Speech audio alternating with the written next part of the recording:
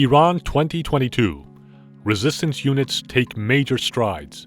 In view of the state of absolute repression and the use of brute force in dealing with any form of opposition, can Iran's ruling religious dictatorship be overthrown?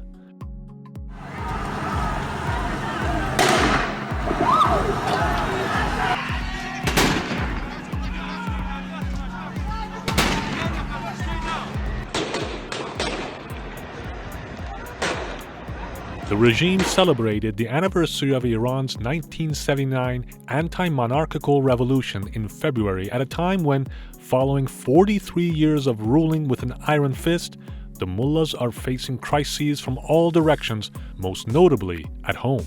Iran has been the scene of 8 uprisings since 2018, with protesters openly calling for the regime's overthrow.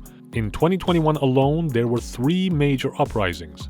Protests by people from different sectors of society, including teachers and pensioners, have become the new norm. To deal with a rapidly deteriorating situation, the regime has intensified its repression and turned protests into a bloodbath. Conventional wisdom tells us that the more intense the repressive measures adopted by the regime, the greater the atmosphere of fear in society. Yet, in Iran of 2022, the situation is quite the opposite. The impressive increase in the number of resistance units, a network affiliated with the People's Mujahedin Organization of Iran (MEK), attests to this reality. The resistance unit's objective is to act as a sledgehammer, cracking the wall of repression by directing and paving the path for nationwide uprisings.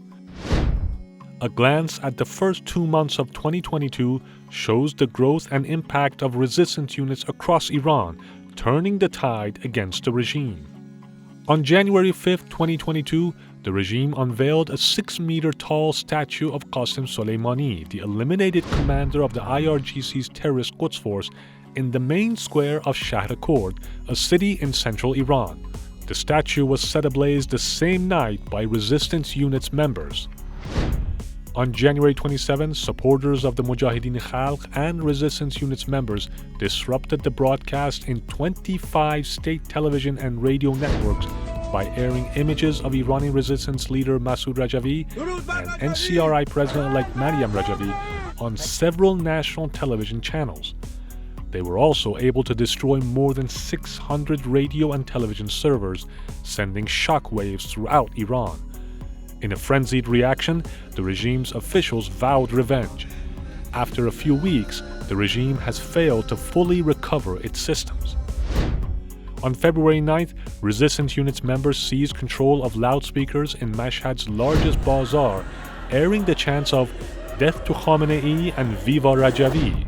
On February 10th, amid the regime's fanfare over the 43rd anniversary of its rule, resistance units members simultaneously seized control of loudspeakers in shopping malls and public venues in 4 cities: Shahr-e-Rey, Sarasyab, Fardis, and Shahriyar, west and south of Tehran, to broadcast chants of "Death to Khamenei, Viva Rajavi" and "Neither the crown nor the turban. Mullahs, your days are numbered."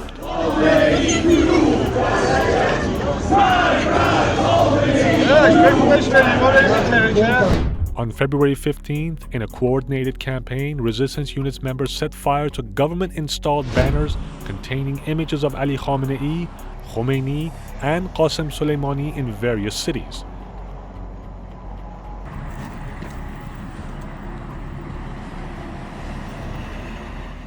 Meanwhile, daily informative campaigns such as posting pictures of Masoud and Maryam Rajavi in public places of different cities across Iran have continued. The resistance units have also been launching an offensive cyber campaign against the regime. On March 14th, dozens of websites belonging to the regime's Ministry of Culture and Islamic Guidance were defaced to show photos of Masoud and Maryam Rajavi. The web pages also contained a crossed-out picture of Khamenei and written slogans, "Death to Khamenei, Viva Rajavi." On June 2nd, they controlled and took down 5,138 closed-circuit cameras installed at Khomeini's tomb, government centers, and different parts of the Iranian capital, This network of security cameras is controlled at a headquarters in Tehran's municipality. On July 3rd, they targeted the regime's Islamic Cultural and Communication Organization (ICCO), taking over at least 6 websites and defacing 15 others to then display photos of Masoud and Maryam Rajavi. Furthermore, 44 servers, hundreds of computers, and 35 databases belonging to the ICCO were wiped out in the operation. More importantly, the resistance units obtained dozens of databases belonging to the ICCO, containing valuable information about the regime's front organizations in other countries, its money laundering activities, and network of spies and terrorists abroad. Another ongoing campaign has been the portraying of large images of Iranian resistance leaders on large buildings and other areas in various cities, including Tehran, Mashhad, Tabriz, and many other cities. The presence of resistance units members and MEK supporters throughout Iran is so prevalent that even regime officials have long warned about it, voicing concerns over the existential threats these units pose to the regime. در تمام وزارتخونه ها، نهادها، ادارات مریم و مسعود و دار و دسته مدل جدیدتر نفوذی دارند. اون مردمی که رفتن دنبال خواسته به زعم خودشون، به پندار خودشون، به عقیده خودشون، به حق خودشون بودن، اما فقط 2 نفر کافیه تو اونجا که کاری کنه. سازمان منافقین تو هر شهر از این 2 نفر رو داره. قابل توجه شما، ما بیش از 24-25 هزار منافق فقط تو تهران داریم. Resistance units are a key element of the Iranian resistance strategy to break the regime's wall of repression imposed across Iran and place the foundations necessary for future uprisings.